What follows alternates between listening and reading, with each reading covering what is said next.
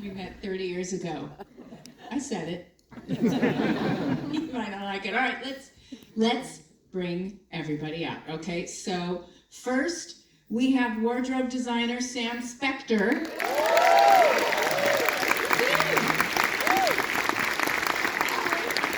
Executive producer Rosie Franks.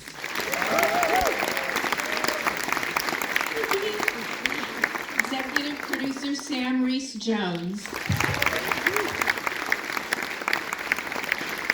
And the host, Alan Cummings.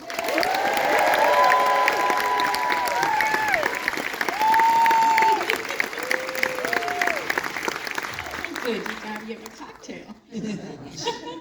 Hi. So that was thrilling, wasn't it? And that was just the first episode. So, I mean, my first question is to whoever wants. Am I shrieking? Is it too? Okay, good. My first question to whoever or all are going to answer it is, how did you come up with those surprises? Just in the first episode, all of a sudden, there's Boston Rob out of nowhere.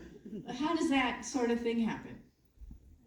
I mean, a lot of conversations, a lot of role playing, a lot of us going, is this going to be, yeah, not enough.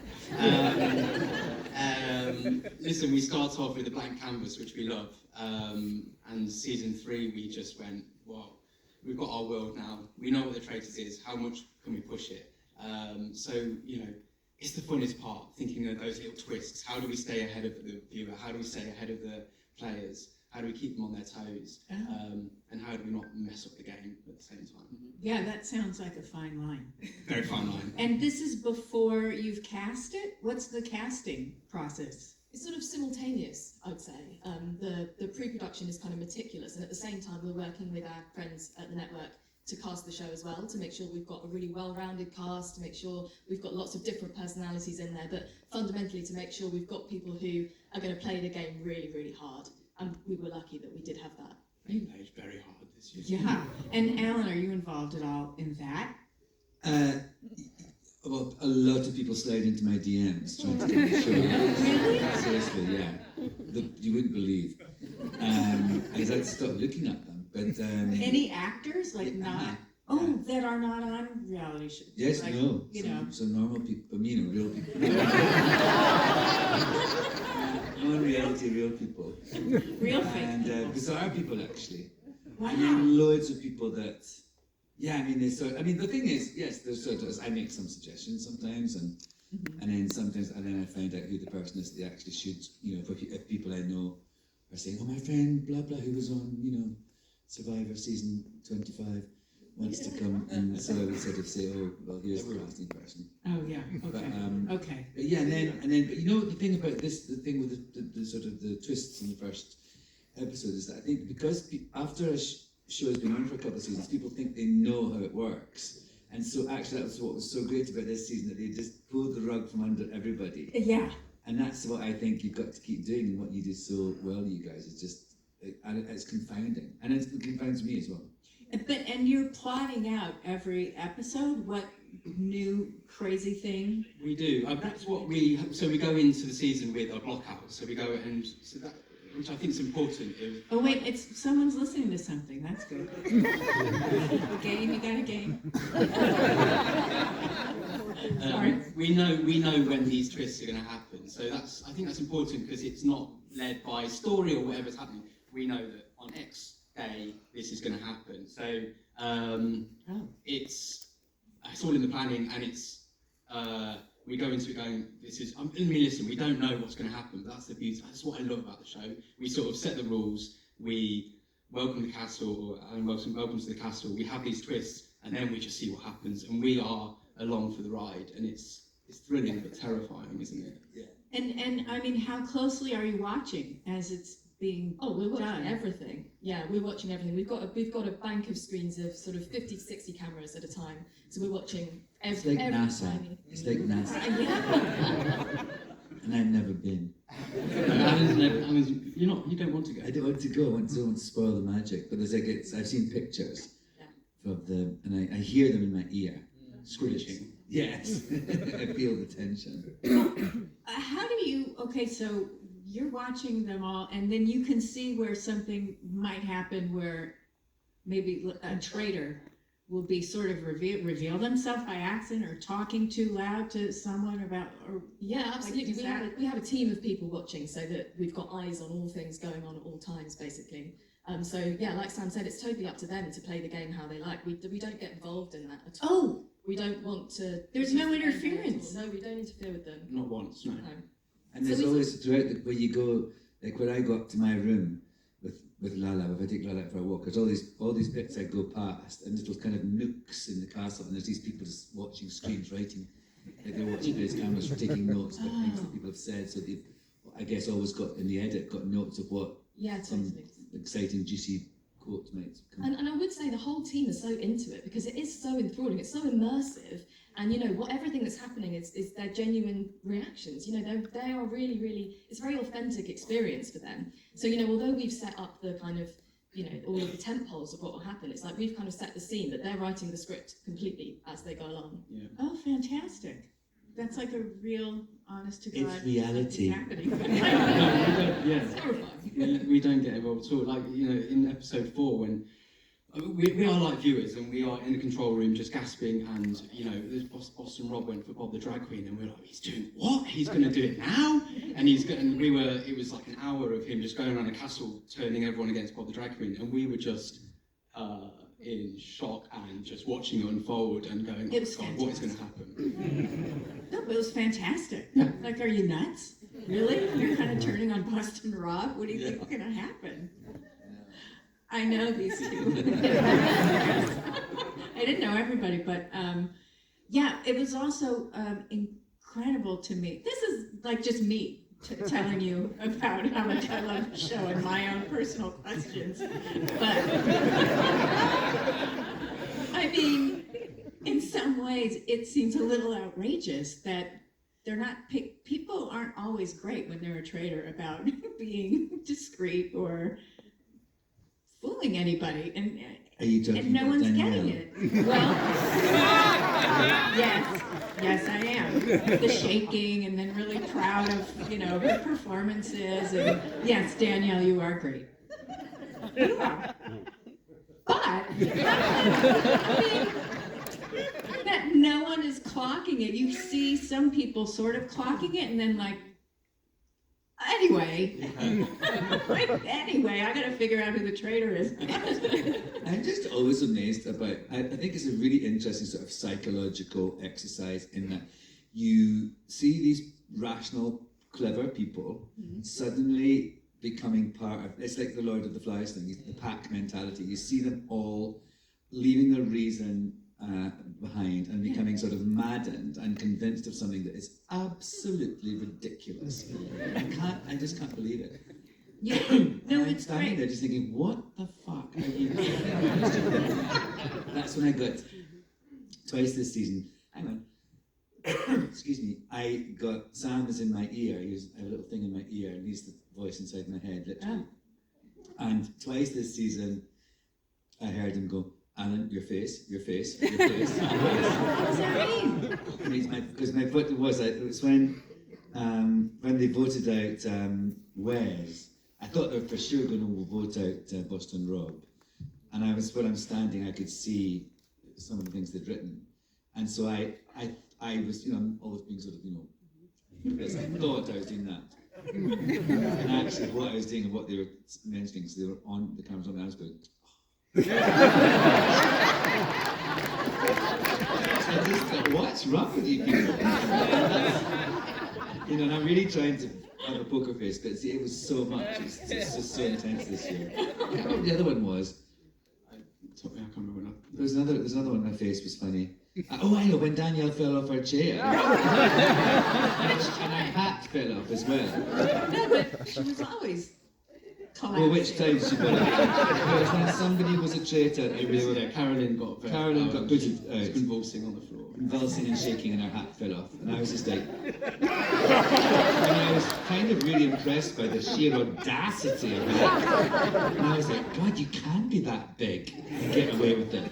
It's really fascinating. No, this is, I mean, of all the shows where people have to manipulate each other and get around each other and just like emotionally kill each other, this one has the most impact for me, I have to say, although I don't watch every show. Not before, I watch every one of yours, but I mean, like, I don't watch Big Brother, so I don't know. But this one seems particularly, like, just, when it's the regular people, you know, in other countries, I'm like, are these sociopaths? It's unbelievable, You but... watch all the countries? What? You watch all the other countries? Almost. One of them is too boring. I won't say which one.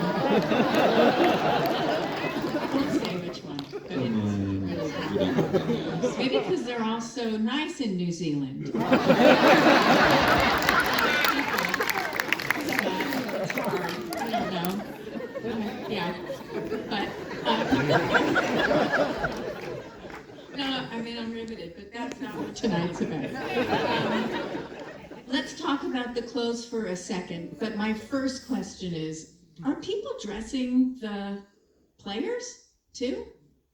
Well, they dress themselves. We do have a stylist who advises them, who Okay. helps them to pack, and tells them, you know, what to do and helps them put their outfits together. But no, we like them to bring something of themselves to the castle. We always say it needs to be you, but just make it kind of murder mystery and Scottish, basically. But they've got incredible clothes, all of them. Some They of just them. do. Some of them.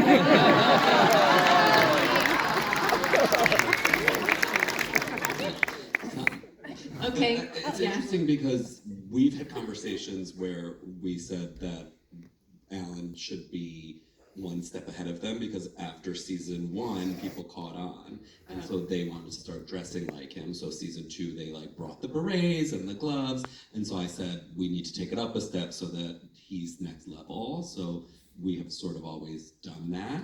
Oh, that was my next question. Oh, and I guess you You go. just answered it. But it's ramping up every season, which is really thrilling. Yeah, And really terrifying, because what the hell am I going to be wearing by season 5?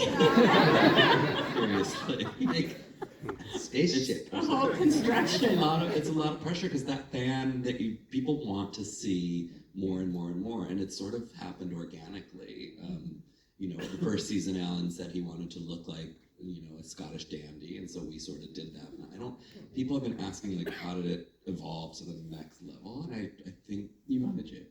You both Yeah, manage it. it just keeps happening. how did it happen? Like, how did that happen? Like, I think that was you. I don't know. Was it I me? think it's because people really responded to the outfits in the first one, and so they said, "Oh, let's," you know. And then, in a funny way, when you start a show, you know, well, you know, as you know, on TV, Lisa,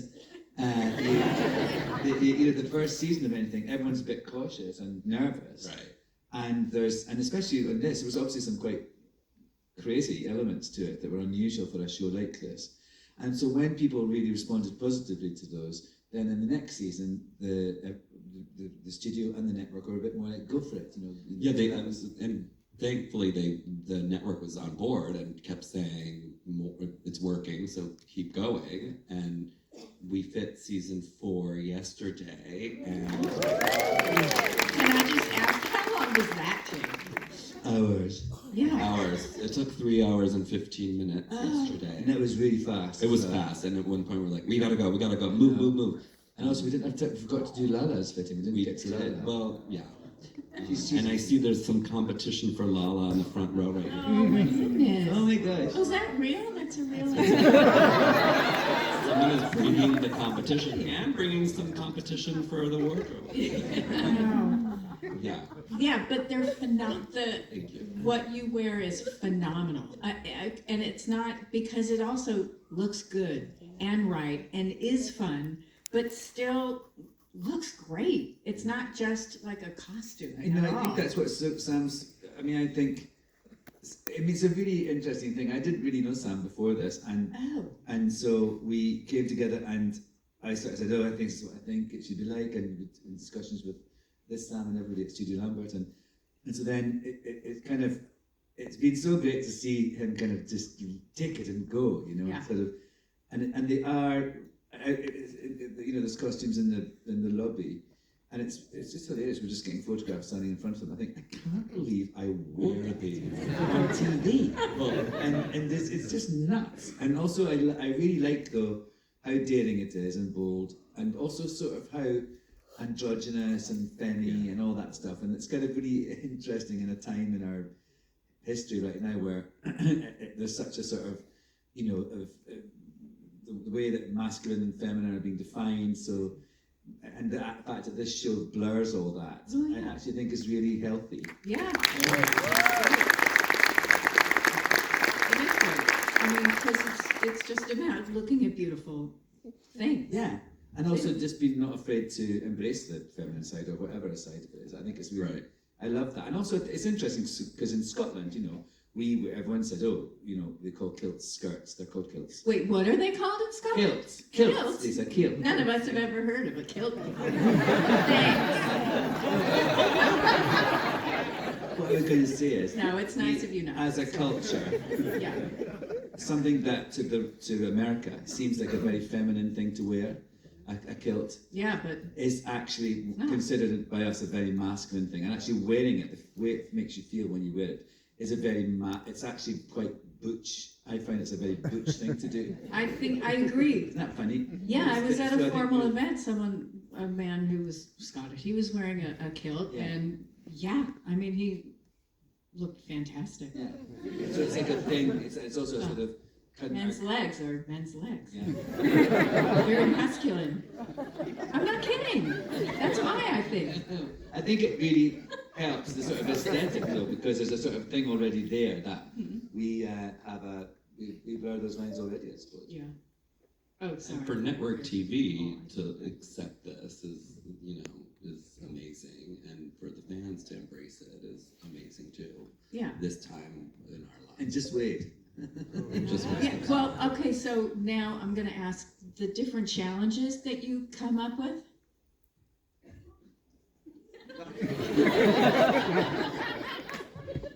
The bugs.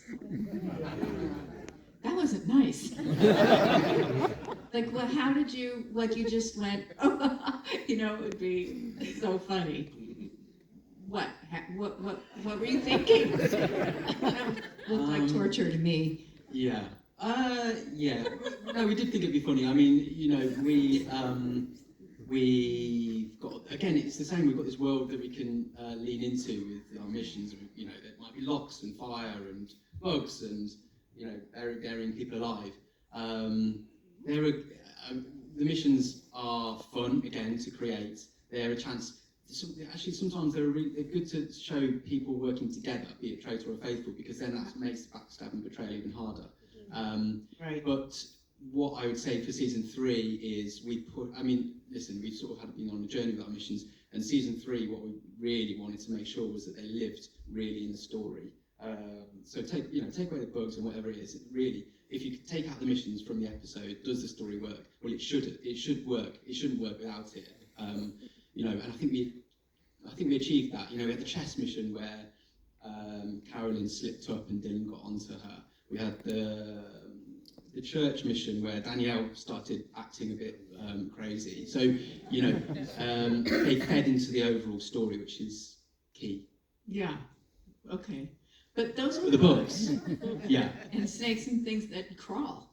Yeah. It all started with, let's have a wedding. Let's have a wedding themed episode. Let's have people holding hands. Well, what would be fun? You know, a simple thing. All you got to do is hold hands. It sounds so simple. Well, let's throw some bugs on top of them and see how they Right. get on. I have to say, it was the most horrifying thing I'd ever seen. And then watching them coach each other through it and be able to cope with it and endure it was unbelievably inspiring. I don't want to use that word, but It made me. I thought it was fascinating because, like, Boston Rob was so good at convincing Sierra to stay, yeah, and it made me realize what clever, sort of mesmerising, and sort of charismatic person he is, and that's kind of, that's why he was able to convince people that he was not the traitor when he clearly was. Right. Well, yeah. I could see it was really fascinating. And then the other one was like Sam, how kind of calm and sort of easy Sam was about it, as he thought it was hilarious. Well, I know. I'm always happy to see those people who can do that. But honestly, just seeing someone who is terrified and, could potentially just faint dead away is kept there by someone just talking them through it. Just the act of coping, I think, was something I really liked seeing. Oh, good. Right, you only saw the first episode, but you may have seen the others, right? So you know what I'm talking about. Yeah. So that's the thing to me, that was like the worst thing I'd ever seen, and then the best thing I'd ever seen. But please don't ever do it again. You don't need to, right? Like, you don't want to do the same thing over and over. I think it's funny. I'm not doing it, so why am I worried? But last week you said, we were chatting about this, you said you would never do that unless you were running away from Nazis. Right, that's what, under what conditions? I would just see myself, I could never do anything close to any of these shows because I would just say, no, are you nuts? I can go home. And they go into their Or just like, I'm a traitor. Did you know? Hi, do you want to croissant me too? So I'm a traitor. Oh shoot, I probably wasn't supposed to say that. Get me out. Get me out of here. And then, but they don't actually leave, right? Because they have to stay nearby in case you need them back. We can't give that away. Oh, okay, never mind. I didn't ask it. I would never ask it. Because I love the show and I don't want to know too much. Wait, let's see.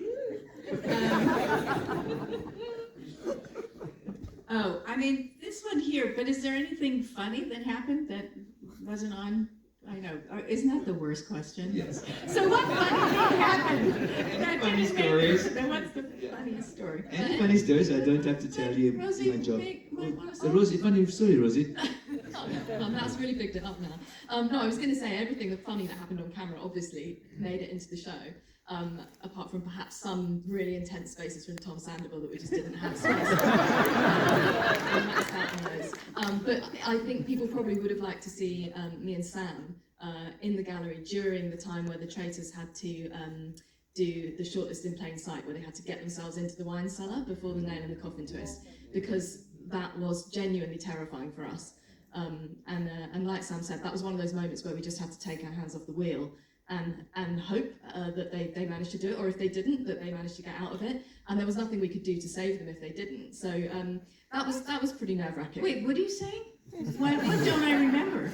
In episode 3, where they had to make their way into the wine cellar, meet and decide who to murder, and write it on the piece of paper and put it. Right. And Dylan and Gabby was so close to catching them. It was really terrifying and thrilling. But I do think that when you're feeling that as it's happening, it does translate onto the screen for the viewer afterwards. Yes. You know, that jeopardy. It did. It did. But what if? Yeah, we did have a contingency. What would you do? We did have a contingency, but. Oh, you did. Okay. Yeah, but it was.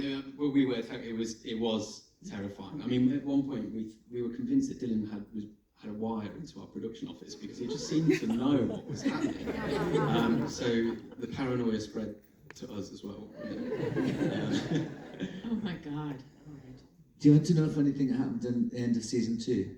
No. All right. Yes, of course. Remember when we were on that I said, ship? yeah.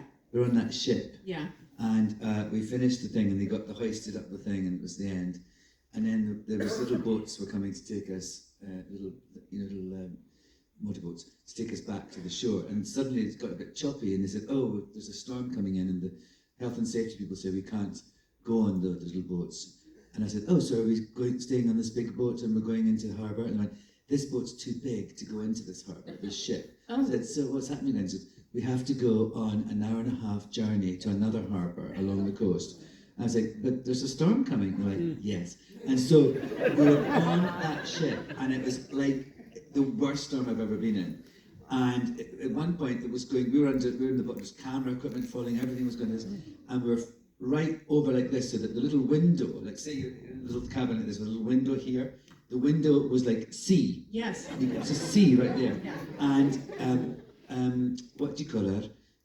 Sandra. Sandra was vomiting, projectile Well, vomiting, I mean, into a metal bowl.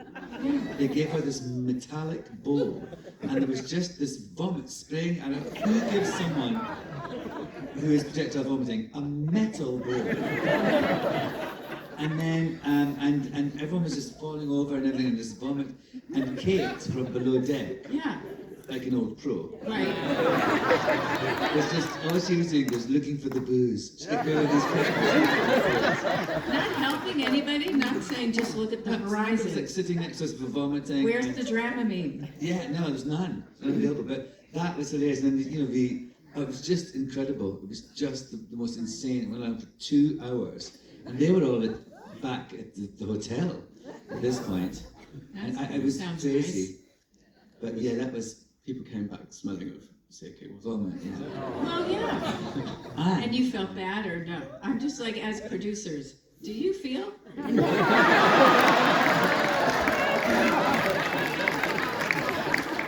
We do. Or you look like nice people. No, we didn't. It was disconcerting as we saw this ship just disappear into a black cloud, but no, everyone was fine. Wow. Okay. Sam, that I wonder. do feel. What? I do feel. Yeah. But are you there too? No, so I do the close in New York, Smart. and then we send off to Scotland. Smarter. And I get pictures the day of Alan looking fresh and fabulous. And don't you so when I'm dressed in the morning, they do a video, they send you pictures. What time is that for you? That must be like 3 in the morning or something. I'm not waking up that early, so it must be normal time.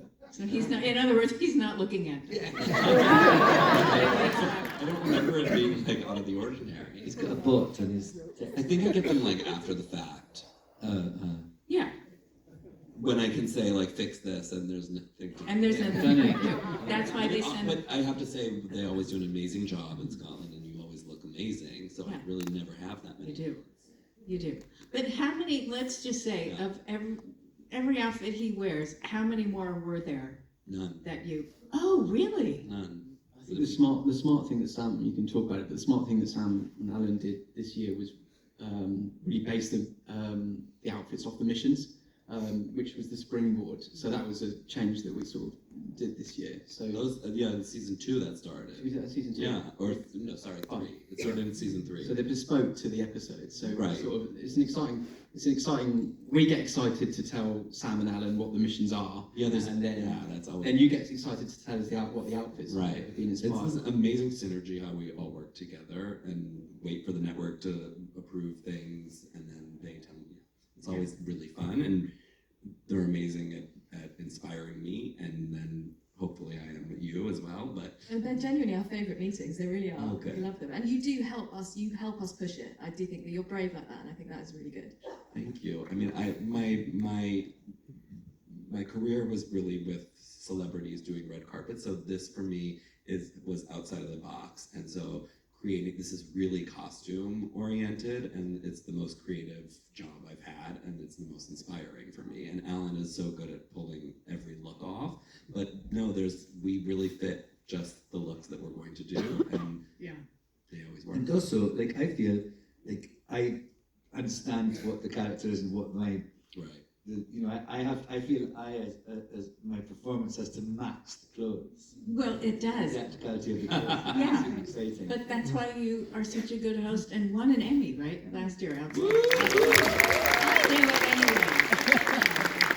Anyway, well, you all deserve to win for this show because I mean, it's really the most thrilling of, these kinds of shows. What do you call them? Reality? Yeah. Competition reality. Oh, competition reality. Competition. Well, all right. I can read when it's pointed out to me. Yeah, but this is, to me, honestly, the best of the competition reality shows, and I know I'm not alone. So thank you for letting me just blather and ask you a couple questions? Thank you so much. Thank you, everybody. Thank you.